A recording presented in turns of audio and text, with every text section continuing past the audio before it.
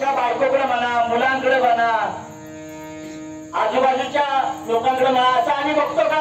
कधी नाही. पण आमचे ज्ञानेश्वर महाराज काय सांगतात? जे जे भेटे भूत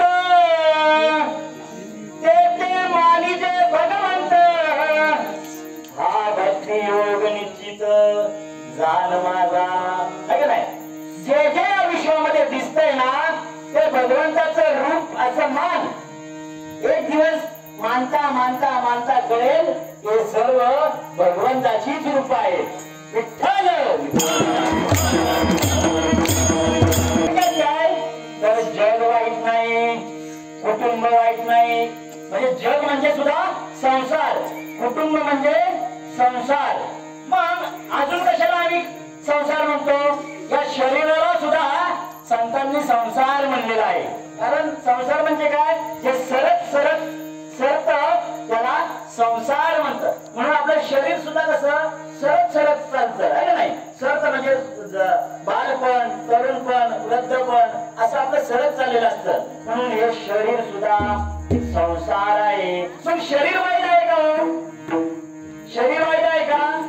शरीर सुद्धा वाईट नाही. पण अनेक लोक या शरीराला वाईट म्हणतात. अनेक लोक या शरीराला वाईट दुःख देतात. देवाची प्राप्ती व्हावी म्हणून लोक या शरीराला दुःख देत असतात. देवाची प्राप्ती कोणाच्या माध्यमातून करायची? या शरीराच्या माध्यमातून करायची असते. शरीर असेल तरच आपल्याला देव मिळेल. पण या शरीरालाच आम्ही जर दुःख दिलं तर आम्हाला देव मिळणार आहे का? शरीरच नसेल तर देव मिळू शकत नाही. पण अनेक लोक या शरीराला नको त्या गोष्टी देतात आहे का नाही? हे शरीर काय आहे? आम्ही बनवलेलं नाही. मंदिरातली आपली जी मूर्ती असते ती एखाद्या कारिगरानं, शिल्पकाराने बनवलेली असती आहे का नाही? सुंदर अशी भगवंताची मूर्ती माणसानं बनवलेली असती आहे का नाही? पण ही जी मूर्ती आहे ती कोणी बनवलेली आहे? परमेश्वरानं बनवलेली आहे. म्हणजे परमेश्वरानं स्वतःच्या हातानं स्वतःची बनवलेली जिवंत मूर्ती म्हणजे आपलं हे शरीर आहे. म्हणजे आपण लहान आहोत का? आपण लहान नाही, आपण खूप महान आहोत. पण आम्ही स्वतःला लहान समजतो, आम्ही स्वतःला क्षुल्लक समजतो. पण सद्गुरू श्री वामनराव पै सांगतात की तुमचं शरीर म्हणजे काय? साक्षात परमेश्वराची जिवंत मूर्ती आहे. शरीर उत्तम चांगले, ज्या वाचा शरीर उत्तम चांगले, सर्व सुखाचे गोष्टी असं साध्य होय केले, शरीर साध्य होय केले. जोरदार टाळ्या झाले पाहिजेत आमच्या परमेश्वर नारायण. बघा महाराज हरिभक्त पारायण परमेश्वर नारायण महाराज यांचा अभ्यास किती त्यातला गाडा आहे. तर अनेक लोक त्या ठिकाणी शरीराला नावं ठेवतात.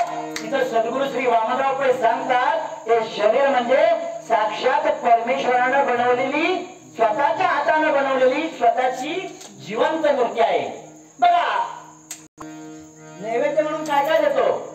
कोणी पुरणपोळीचा नैवेद्य देतो, कोणी दही दुधाचा नैवेद्य देतो आहे का नाही? म्हणजे आपण देवाला चांगले चांगले नैवेद्य देतो आहे का नाही? आणि तो दिलाच पाहिजे.